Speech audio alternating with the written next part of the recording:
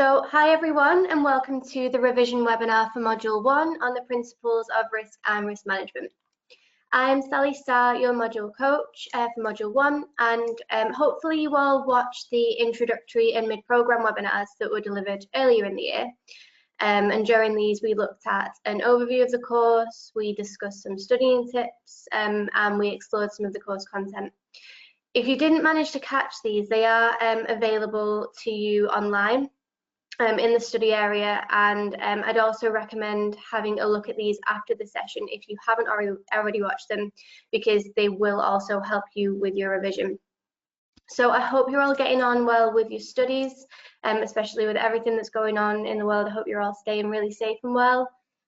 Today's webinar should help to point you in the right direction with regard to your final preparations for the upcoming exam. Someone's just told me that my voice keeps dropping in and out. Can someone just confirm if that is my computer or if it's okay for everyone else?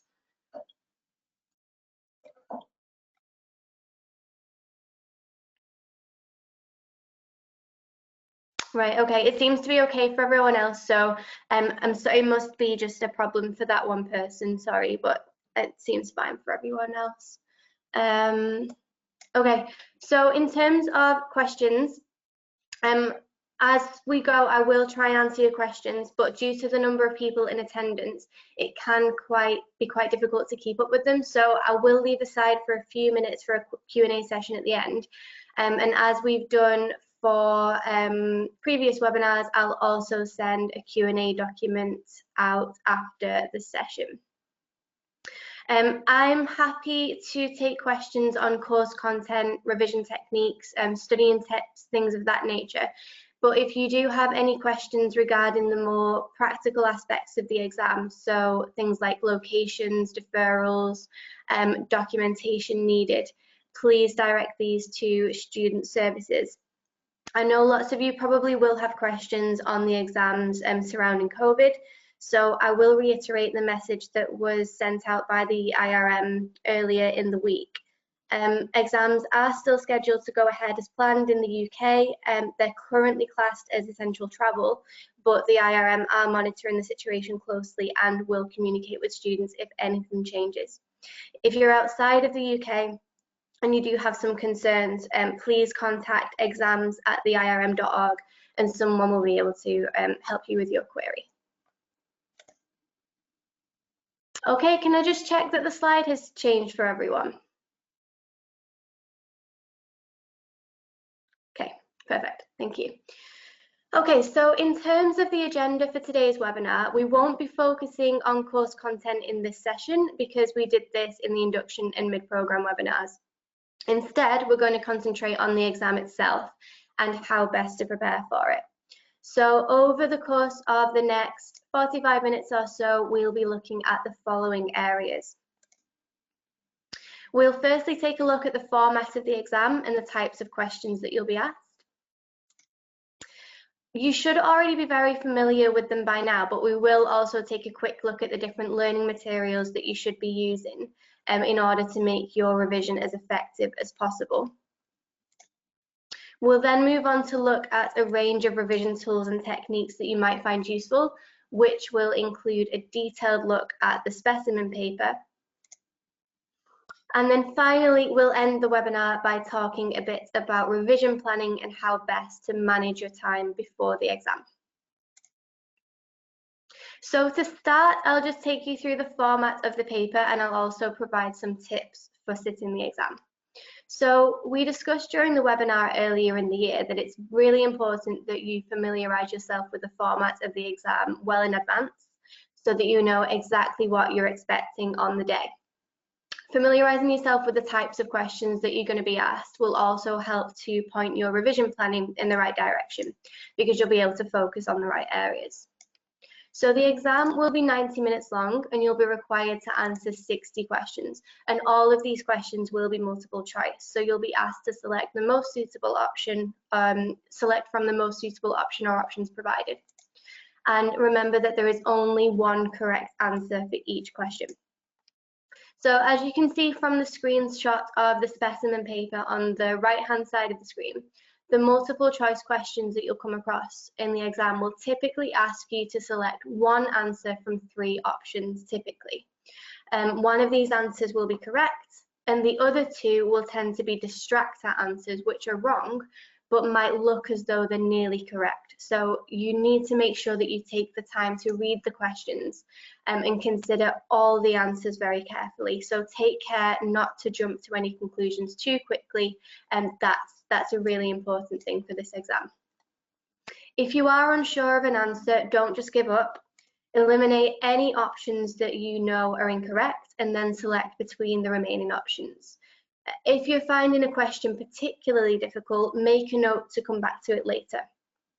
You won't be allowed to take pen and paper into the exam, but I believe you will be provided with wiped clean boards and a pen. So you can't take anything in, but you will have somewhere to jot down some notes. The exam is 90 minutes long and you will have 60 questions to answer, so you need to use your time wisely. Make sure you leave enough time to answer all the questions and a few minutes at the end to check over your answers to make sure that you haven't missed any of the questions. You won't be marked down for incorrect or unanswered questions.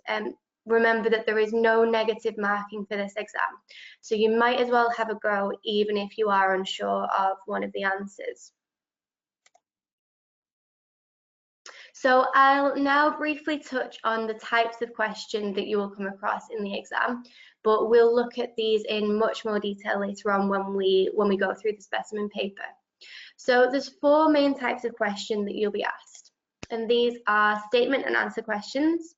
So these might take the form of a statement followed by 3 possible answers, or an opening statement which you will need to complete using one of 3 options. Then there are statements with a combination of possible answers. So this format involves an opening statement followed by a number of statements, usually 4 or 5, that are related to it. The 3 possible answers are then made up of various combinations of these statements, and you have to choose which combination is correct. Okay, then we have reason and assertion questions. So this format of question asks you to review 2 short statements, labeled statements 1 and 2, and determine whether each statement is true or false before then analysing the relationship between them. Now, I've had a few questions on these on the discussion forum, so I will be spending a bit more time on this type of question later on in the presentation. And then finally, we have the case study questions. So these are used to test your understanding of course material and your ability to apply it in the context of a specific set of circumstances or a scenario. These will naturally take more time because you have to refer back to the case study, so make sure you plan for this in terms of your time management for the exam. I will show you some examples of each type of question when we look at the specimen paper a little bit later on.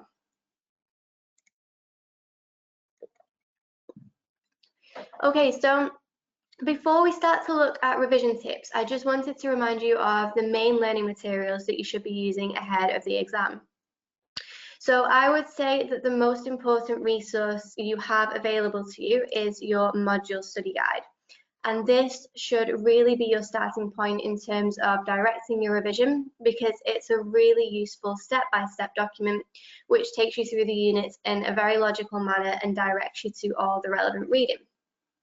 The study guide is useful not only for its course content, but it also includes a number of revision aids, such as learning outcomes and self-assessment questions, which we will look at as well a little bit later on.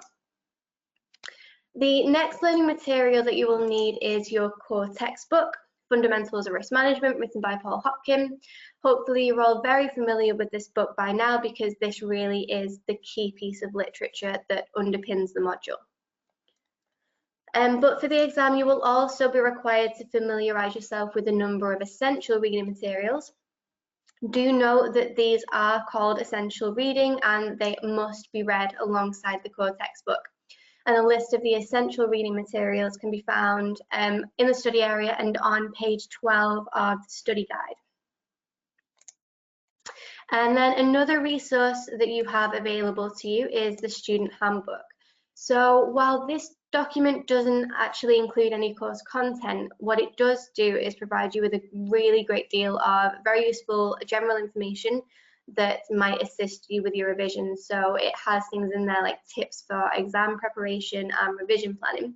So if you haven't already, I would recommend having a good read through this document, because there's some very important information there about the exam itself. So for example, the documentation that you'll need and how and when you can expect to receive your results. Lastly, while it's not essential, wider reading is also highly recommended for this module, but we'll look at this in more detail towards the end of the webinar. It really is important that you make good use of all these learning materials ahead of the exam, because they're not sufficient for passing the exam on their own. You really do need to use a combination. Sorry, I've just noticed in the questions that a few people seem to be having problems with the sound. I've never had sound problems before, and for most people it seems to be fine, so I'm sorry if it's something from my side. What I will say is that a recorded version will be made available afterwards, so don't worry too much if it is cutting out for you. You will be able to watch it afterwards. I'm getting a few messages through to say that the sound is fine, so it might just be a connection problem on your side, I'm afraid.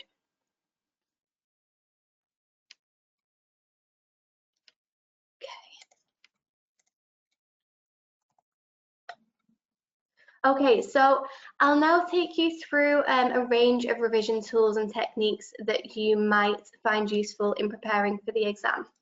So the tools and techniques that we're going to look at are the study guide learning outcomes, the self-assessment questions at the end of each unit in the study guide, the specimen exam paper, the LinkedIn and Moodle discussion forums, wider reading, flashcards, mind maps, and examiner reports. So you don't have to use all of these, and there might be others missing from this list that have worked well for you in the past. The purpose of the next few slides is just to provide you with a few different options, because many students find it difficult to learn and revise purely from just reading the essential reading materials in the core textbook. So starting with learning outcomes, by now you should already be very familiar with the format of the study guide. You might have noticed that at the start of each unit there are a number of learning outcomes, a main one for the full unit and a few individual outcomes for each section of the unit. And the learning outcomes have two key uses. So firstly, they help to ensure that you're focusing your attention on the key areas of the course content. So while there is a lot of content to cover for the module, it might reassure you to know that the exam questions will always be centered around these learning outcomes, and you won't be asked anything outside of these key areas. So with that in mind, using the learning outcomes can be really helpful in directing your revision, because they tell you exactly where to focus your attention. And then a second function of the learning outcomes is that they allow you to assess your progress. So after finishing each unit, you should ask yourself, have I achieved the learning outcome for this unit? And this can be used as a really useful revision technique. So when planning your revision, I would recommend going back through each section of each unit and asking yourself whether or not you have achieved each learning outcome. If the answer is no, you'll know that this is a key area that you need to focus on during your revision. Of course, it is important that your revision plan covers each section of the module, but it is wise to focus your revision on areas that you're not so confident in. So to illustrate on the screen, you can see the learning outcomes for Unit 1. And when creating your revision plan, you might want to say put a tick or cross next to each learning outcome, depending on whether or not you feel that you've achieved it. And then once you've done this for the whole module, you'll be able to structure your revision plan accordingly, allocating more time to any weak spots that you have.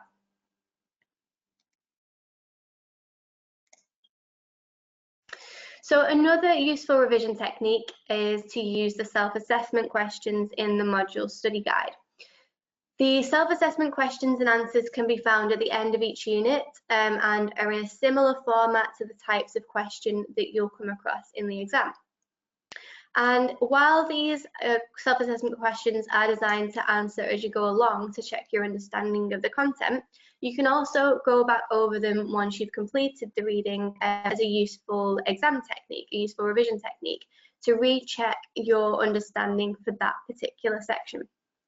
So any questions that you get wrong or areas that you don't do so well in will help to shape your revision plan by highlighting the areas that you need to focus on more. And then also by analysing exactly why you got a question wrong, you can identify very precise areas that you need to work on. So for example, if you get a question wrong, it might be the case that you actually have a very good understanding of the subject area, but you just didn't read the question carefully enough, or you didn't consider all the answers fully before making a decision. So going through the self-assessment questions in this way and understanding why you answered the way that you did can highlight the fact that you might need to work on, say, your exam technique rather than the course content itself. So the self-assessment questions are useful in a number of ways, and I would highly recommend incorporating them into your revision plans. Okay, so we'll now have a look at the specimen paper. The specimen paper is available to download from the study area, or you can also undertake it virtually on Moodle. And aside from the essential reading materials, I would say that this is the most useful revision resource that you have available to you. So the specimen paper is written in the same style as the final exam. So it's an excellent tool for helping you to prepare, and it consists of 30 questions, including examples of each of the different types of questions that you'll be asked in the exam. So by completing the specimen paper, you'll have a very good understanding of exactly what's expected of you and what you can expect as well. So we do recommend completing the majority of, if not all of your studies before attempting the specimen paper, to give you more of an idea of the level that you're at once you finish reading. And it'll enable you to identify any areas of the course content that you need to revisit. I would also highly recommend completing the specimen paper under exam conditions, because this will again help you to prepare for the final exam by testing things like your ability to complete the questions without any of the learning materials to hand. Do bear in mind that the specimen paper consists of 30 questions, while the real exam will consist of 60 questions. So do make sure you account for this if you are setting yourself a time limit. We'll now have a look at the different types of question that you'll face in the exam using some examples from the specimen paper. I've just had a question in about whether there's only one specimen paper available. There is only one specimen paper available for Module 1 because it is multiple choice. There's only so many questions that can be asked in this way. But if you complete the specimen paper, you do all the self-assessment questions, and using the revision techniques from this webinar, you will have more than enough exposure to the types of questions that you'll be asked in the exam. So the first type of question that you come across in the specimen paper is the statement and answer question. And this is the simplest form of question that you'll come across. And as you can see on the slide, these questions consist of a statement with 3 possible responses to choose from. And there is only one correct response for each question. So having a good understanding of the course content is of course important, but it's not the only thing that you need to consider ahead of the exam. Exam technique is also a really important factor, and I mentioned this earlier, but I will repeat it again because it's a really important point to bear in mind. Some of the answers in the exam will be distractor answers, so this means that they're incorrect but might appear to be correct at a first glance. So it's really important that you read the questions very carefully and consider all the answers fully before you select the one that you think is correct. So if we look at question 3 as an example, this question asks us to state why enterprise risk management is considered to have advantages over traditional risk management approaches. Now, while all 3 of the responses provided at first glance appear as if they could be correct, so achievement of objectives, a holistic approach, the addressing of strategic, tactical and operational risk management, only one of them is truly correct when you read the question carefully. I won't provide any answers to these questions during this session because I personally think the specimen paper is most useful when you complete it alone and under exam conditions, so it wouldn't be that helpful if you knew the answers ahead of attempting it. So the answers to all the questions will be revealed once you finish the paper, and it's really important that you pay attention to these too, because they explain the rationale behind each correct answer. I've just realised that I will be revealing some of the answers to the reason and assertion questions in a couple of slides, because I know a couple of students are struggling with those, but I will let you know in case you kind of want to mute for a second if you don't want to know any of the answers.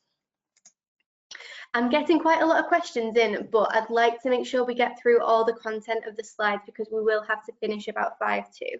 So what I will do is I'm making a note of all your questions and we will finish a few minutes early. I'll try and get through as many as possible. And then after the session, I will produce a Q&A document for you so all your questions will be answered, whether it's in the session or slightly afterwards. Okay, so the next type of question you'll come across in the specimen paper is a statement with a combination of possible answers, as illustrated on the screen. So for this type of question, there'll be an opening statement followed by a small number of related statements. The 3 possible answers are then made up of various combinations of these statements. So, for example, question 9 asks you to identify the factors that are likely to influence the risk classification approach adopted by an organisation out of the following 4 options: risk appetite, complexity of operations, stakeholder views, and the types of risk that are most common. You're then provided with 3 responses to choose from, and it's up to you to decide which is the correct combination. So in this example, it could be either statements 1, 2, and 3, in which case you would choose option A. It could be statements 2 and 4, in which case you would choose option B, or it could be statements 1 and 4, in which case you would choose option C. Now, one technique that you might find especially useful for these questions is to use a process of elimination. So if you're not sure which answer is correct, but you're certain that one of the statements is incorrect, you can discount the statement and eliminate any options that include it. So for example, if you thought that statement 3 in this example was definitely incorrect, you'd be able to eliminate option A, leaving you with only 2 answers to choose from. Again, very important that you read the question and answers very carefully before making a decision.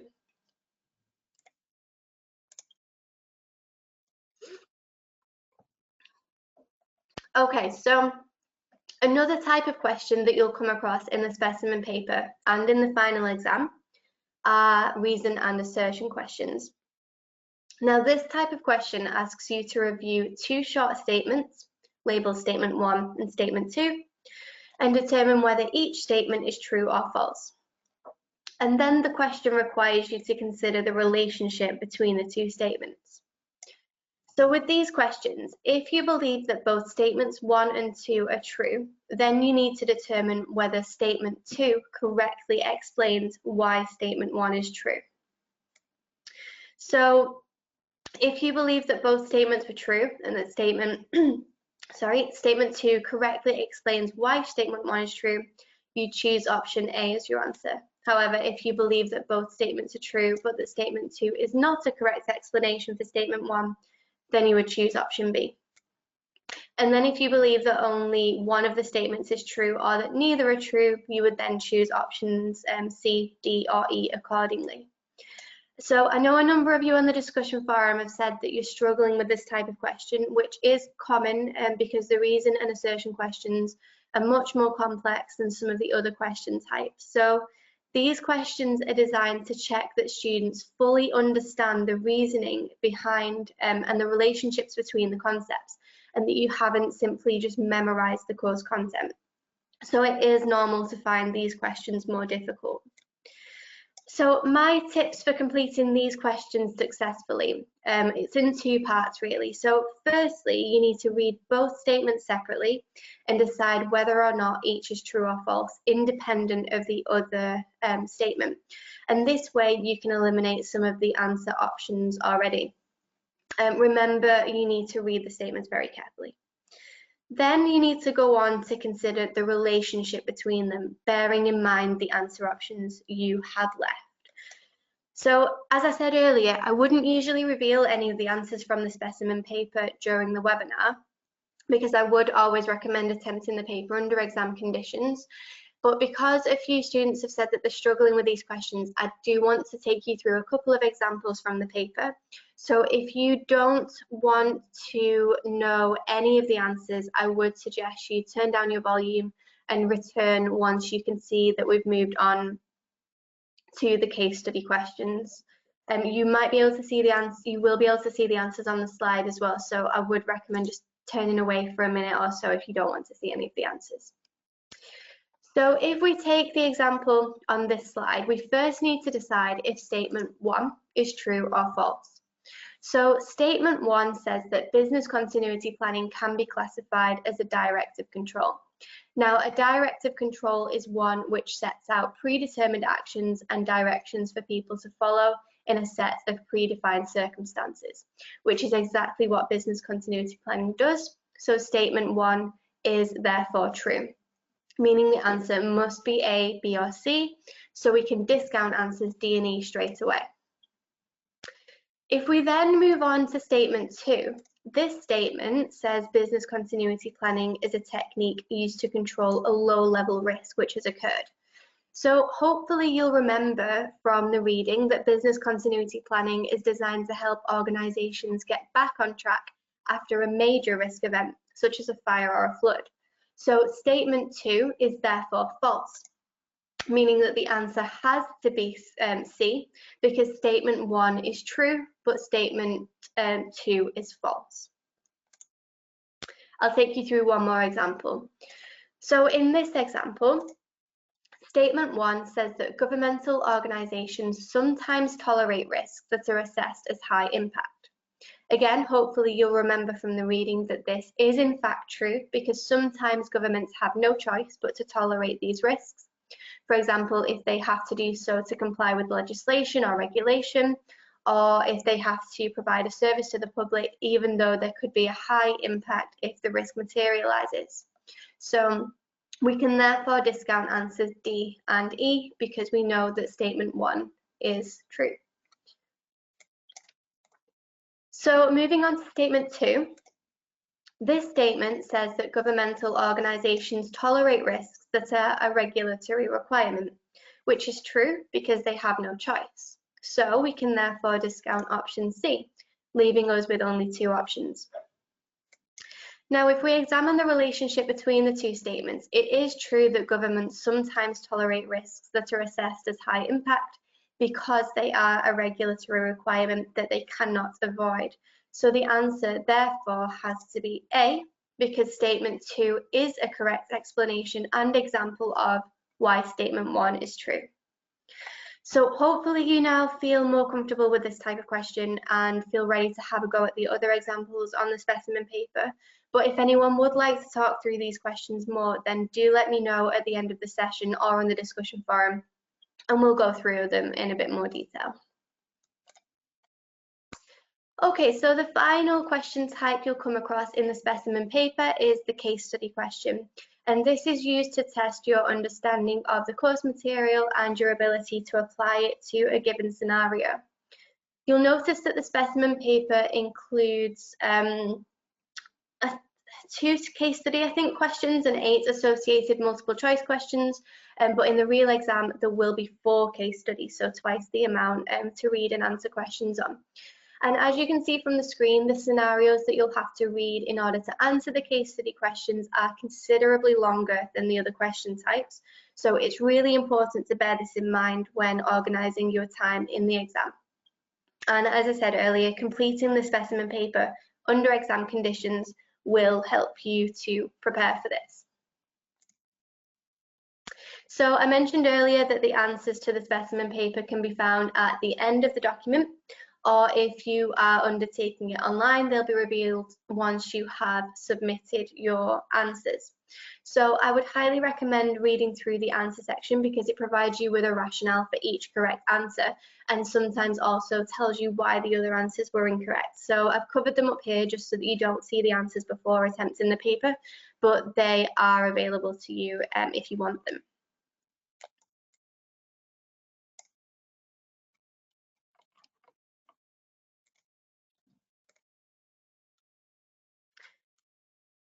Okay, so another resource that you have available to you with your revision is the LinkedIn discussion forum.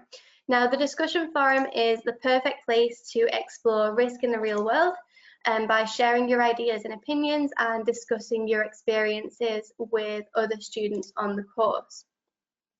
Now, as your module coach, I regularly use the LinkedIn forum to post articles and other risk-related wider reading materials, which I think you might find useful to put your learning into context, and students are also very welcome to do the same. So you can use the discussion forum to ask any questions that you have about the course content and also answer each other's questions. I will, of course, be on hand to answer your questions, but the discussion forum really does work best when everyone gets involved and answers each other's questions. You might also find the forum useful for sharing revision tips with each other. So, for instance, by sharing your revision plan formats or any studying techniques that you found particularly useful. I'd also normally suggest forming a local study group with other delegates in your area. So while this isn't practical at the moment, given social distancing measures that we currently have in place, you can still definitely do this digitally by setting up remote revision groups. So studies have shown that talking about information out loud and explaining concepts to others can really help with memorization and recall, and it helps to solidify your understanding of a subject. So if you are finding it difficult to revise alone, I would highly recommend using the discussion forum to speak with other students on the course and possibly set up some digital study groups. I've had a few questions about how to access these online platforms, LinkedIn discussion forum, so I will, in the Q&A document, I will send out the link for you to be able to join. Okay, so I know I mentioned wider reading already, but I thought it merited its own slide.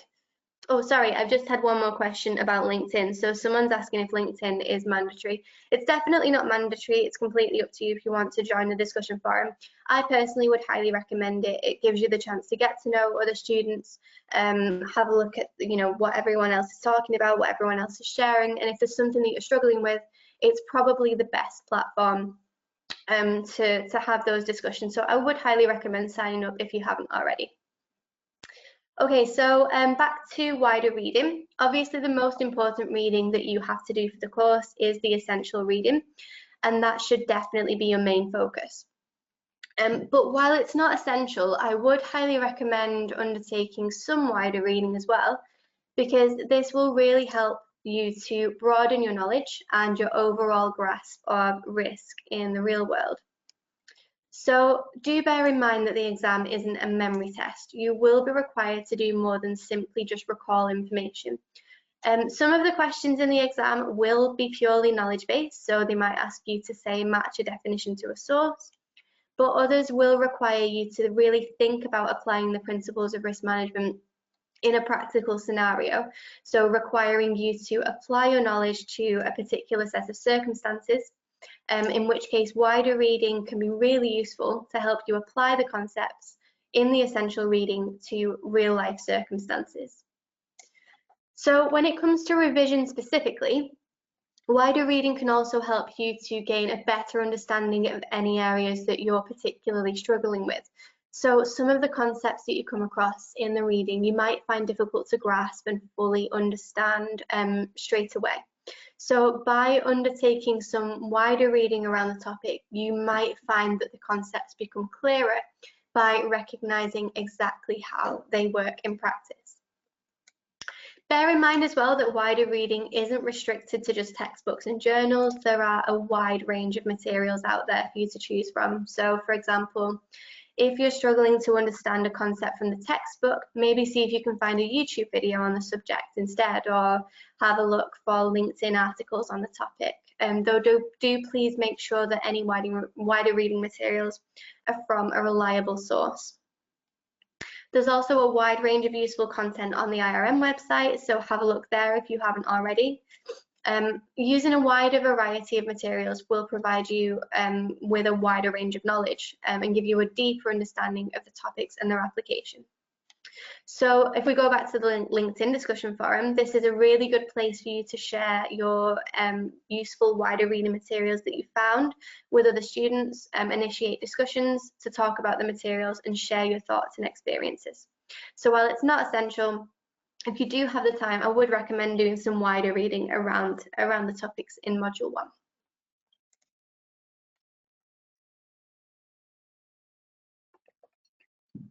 Okay, so one revision technique that I found particularly useful when sitting this exam was flashcards. So for those of you who might not have come across flashcards before, they're essentially small, colourful pieces of card used to help aid memorization and recall of information by allowing you to test yourself. So when used correctly, they're a very simple but effective tool, and particularly for people who are quite visual learners, because all you need is some card or paper and some colourful pens, and you have these really quick and easy to make memory aids. So when I was revising for the exam, I created flashcards with a key term on the front and a definition on the back, as you can see on the slide. And I used them to guess the correct answer before turning over the card to check if I was correct.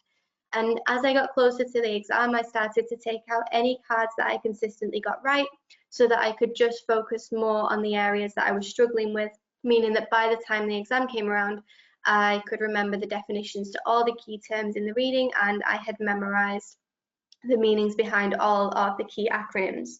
So using flashcards really helped me to feel much more prepared and ready to face the exam.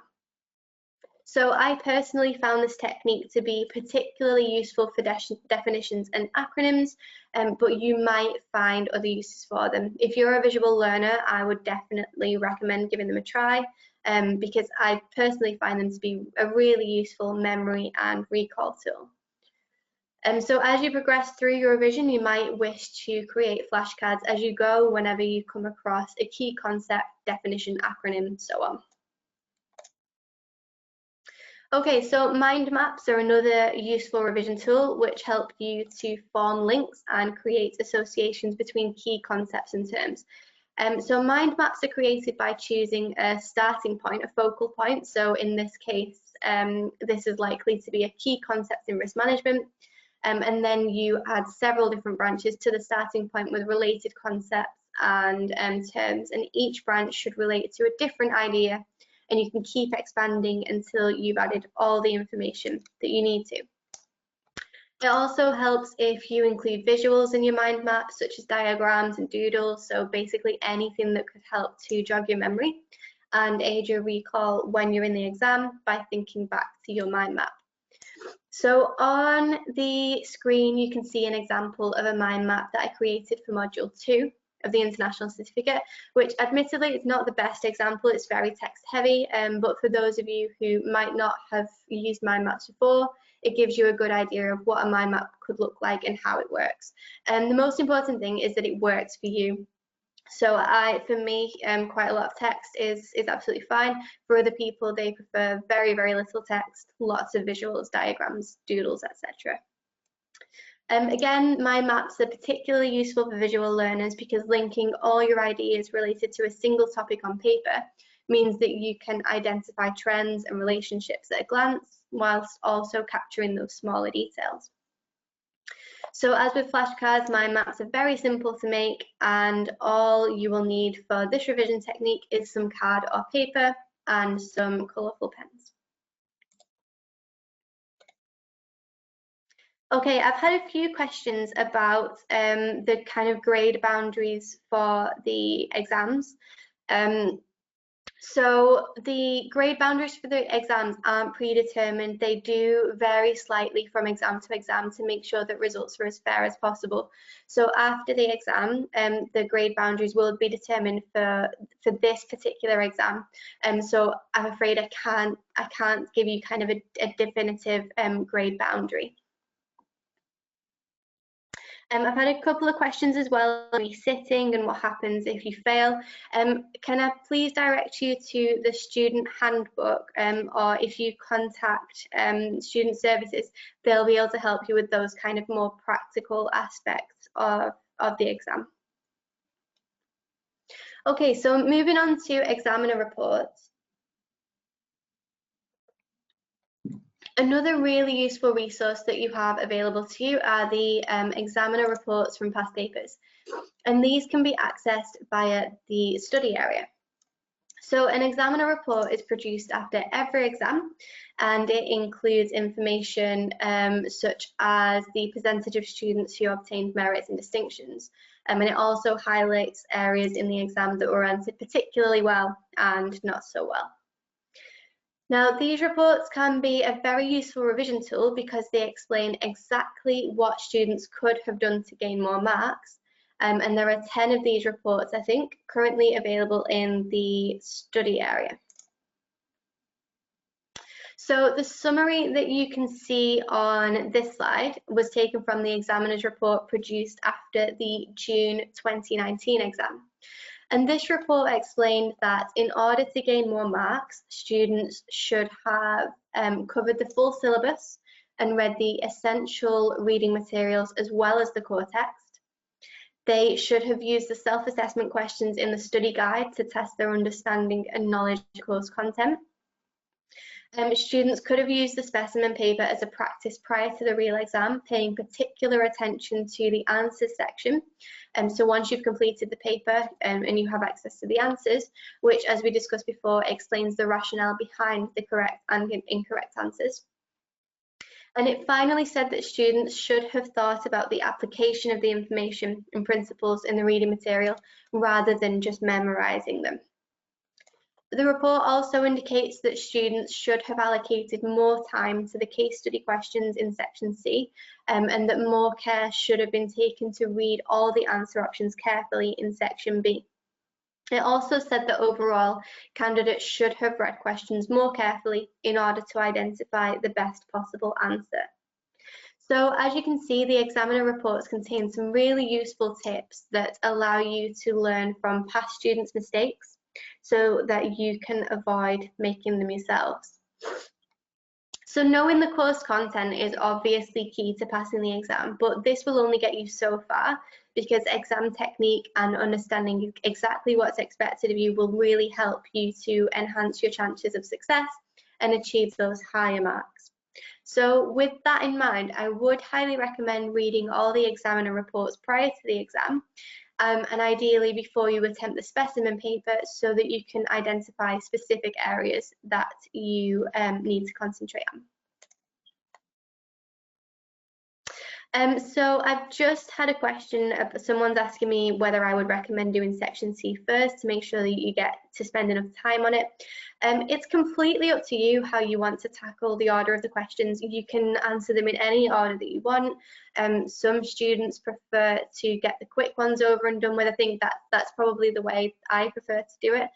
But definitely, if you want to do the case study and you're worried about your time management, by all means, you don't have to do it in the order that it's set out. You can do it in any order, so it's completely up to you. I'd recommend just trying the specimen paper and seeing what works best. Okay, so last but definitely not least, we are going to look at revision planning. Now, you might find it useful to create a detailed revision plan to outline what you're going to revise and when. And this will help to ensure that you've got enough time to go back over all the course content prior to the exam, taking into account the fact that you might wish to spend more time and energy on areas that you feel less comfortable with.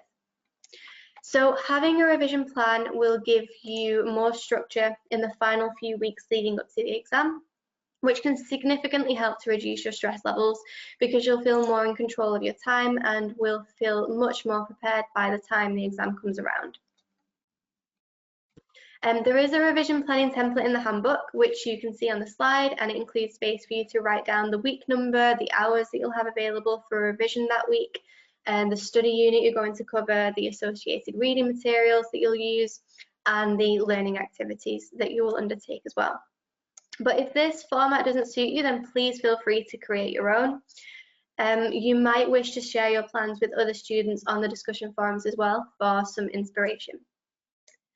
As well as all of some of the techniques and tools that we've already discussed, your revision plan should incorporate the following learning materials. So your notes, your notes that you've taken throughout your studies, the study guide, the core textbook, and the essential reading materials. Also, don't forget to incorporate time to work on your exam technique. So by attempting the specimen paper and reading through the examiner report. So as we've touched on a few times already today, it's really important that you think carefully about how you're going to approach the exam and that your revision plan accounts for this. So I would personally recommend implementing the revision plan definitely at least 2 weeks before the exam, but for me, preferably up to a month, I would say is a good amount of time to start with your revision plan. This gives you sufficient time to revisit all of the topics in sufficient detail.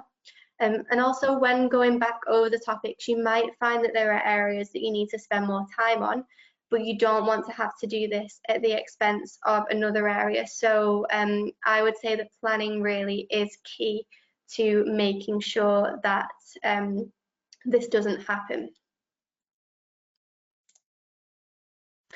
Someone's just asked if I'm able to send a link to the essential reading list. This can be found in at the start of the study guide, and it's also available on the study area. So you should be able to access it. But if not, let me know, and I'll make sure I include a link in the Q&A document that gets sent out.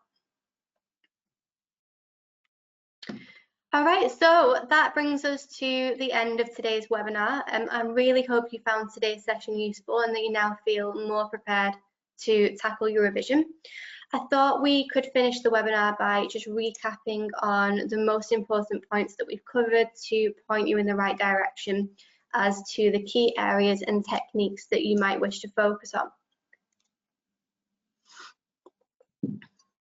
So the first point that I want to revisit is that you should make good use of all the resources that you have available to you, including the study guide, the core textbook, the essential reading materials, the student handbook, the specimen paper, the discussion forum, the examiner reports from past papers, and also the webinars that were delivered earlier this year. And access to all of these resources is available via the study area. So the second point that I feel is particularly important is that you familiarise yourselves well with the format of the exam well in advance. This will help to ensure that you're prepared as possible by understanding the types of questions that you'll be asked and exactly what is expected of you. The third main point that I'd like you to take away from today is the importance of reading the questions in the exam very carefully and really taking the time to consider all the answers before making a decision. So I would recommend practicing this technique when attempting the specimen paper and self-assessment questions in the study guide, because you really don't want to be getting questions wrong, not because you don't know the content, but because you just didn't read the question and answers carefully. And the fourth main point to consider is that the exam for Module 1 isn't simply a memory test. You will be required to demonstrate your ability to apply the knowledge that you've learned. So do bear this in mind when studying and revising. The more that you read around and research each topic, the more you'll understand its practical applications. And then finally, I would highly recommend creating a revision plan to give your final preparations more structure and help you feel prepared to face the exam. So thank you very much for attending today and for your participation in the webinar. I really hope that you found it helpful and that you now feel ready to tackle the specimen paper and the exam. I'll now move on to answering any questions that you've sent in. To reiterate, if I don't get around to answering all your questions, because I have received quite a lot, I'll now take a couple of minutes to go through and try and answer the most frequently asked questions. But a Q&A summary will be emailed out later in the week. So if I don't get a chance to answer your question today, it will be answered over the next few days. Okay, so just bear with me while I have a read through to find the most common questions.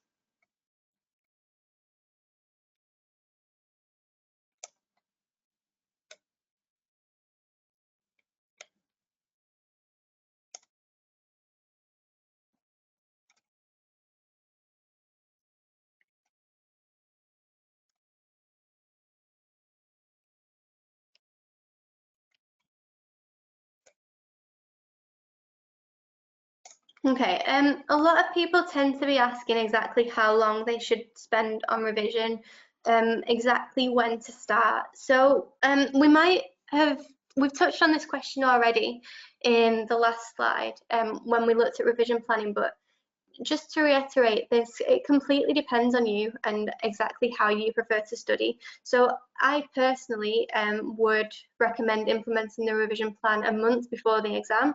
So that you can identify areas that you're struggling with, and to make sure that you've got enough time to go back over all the areas in full without having to neglect the other topics. What you don't want to happen is to find that you've only got a few days before the exam and you're being forced to kind of just pick and choose certain concepts and units. You want to leave yourself with enough time to go back over everything and really get it refreshed in your mind ahead of the exam. You also want to avoid last-minute cramming. It just leads to unnecessary stress. So I know for some of you, starting revision a month in advance might seem quite excessive, but I definitely wouldn't leave it any later than 2 weeks before the exam. It's a stressful enough time as it is without kind of having that added pressure.